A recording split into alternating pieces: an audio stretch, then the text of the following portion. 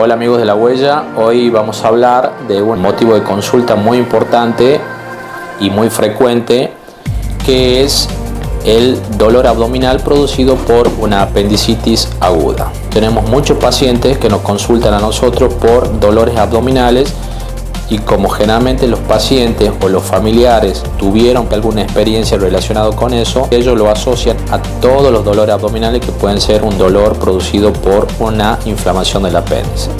Nosotros le decimos a la población y a nuestros amigos y a nuestros pacientes que no todo dolor abdominal es por una apendicitis aguda. Hay situaciones en donde sí una apendicitis aguda no diagnosticada o mal diagnosticada se puede complicar en estadios más avanzados, donde es una peritonitis, una evolución más rápida, en donde el apéndice generalmente se perfora y se llena todo el abdomen o la cavidad abdominal de pus, en donde es una complicación muy avanzada de la peritonitis. Esta patología por lo general ya no se ve. ¿Por qué?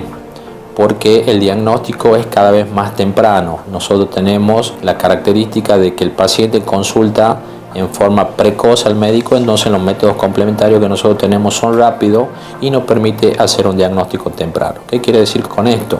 Que por ahí nosotros teníamos pacientes que consultaban con dolor abdominal, no iban al médico, se automedicaban, ese dolor abdominal iba creciendo en el tiempo o día a día con más dolor, entonces el paciente venía a los 3, 4, 5 días de producirse el dolor abdominal, entonces los estadios de la apendicitis aguda ya han quemado todas esas etapas, entonces ya es un paciente más complicado que al haber consultado el primer día.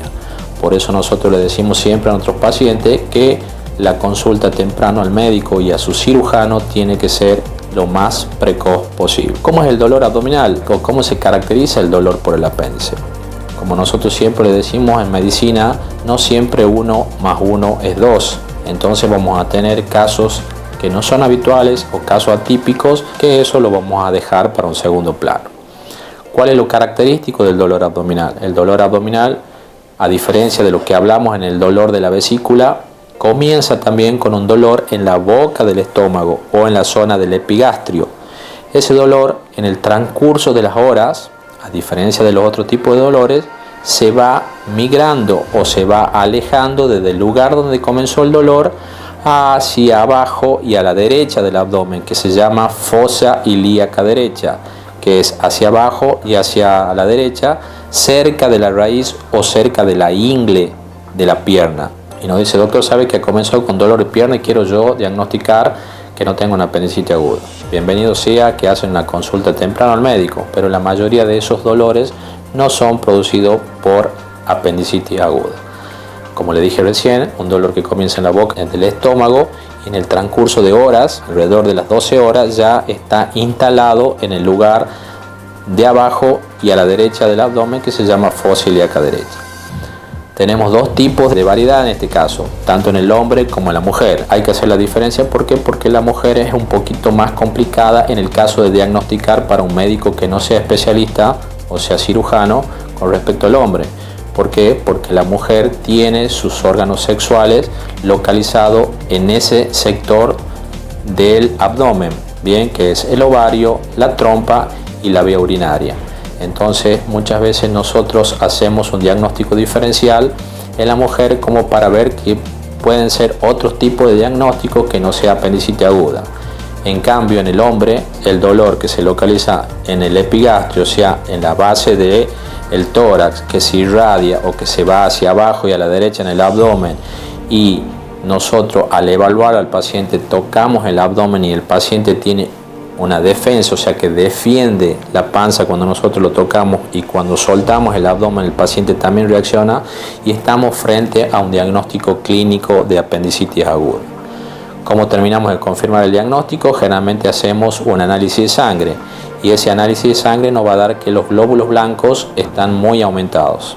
Entonces, frente a la sintomatología o a la clínica que el paciente nos refiere a nosotros, y terminamos de confirmar el diagnóstico con un análisis de sangre muy básico, ya el paciente está en condiciones para que terminemos el tratamiento definitivo de este paciente, que es obviamente la cirugía. En el caso de la mujer es común que nosotros los cirujanos y los médicos clínicos en general hagamos un diagnóstico diferencial, porque puede estar asociado a alguna patología o alguna enfermedad de esa zona.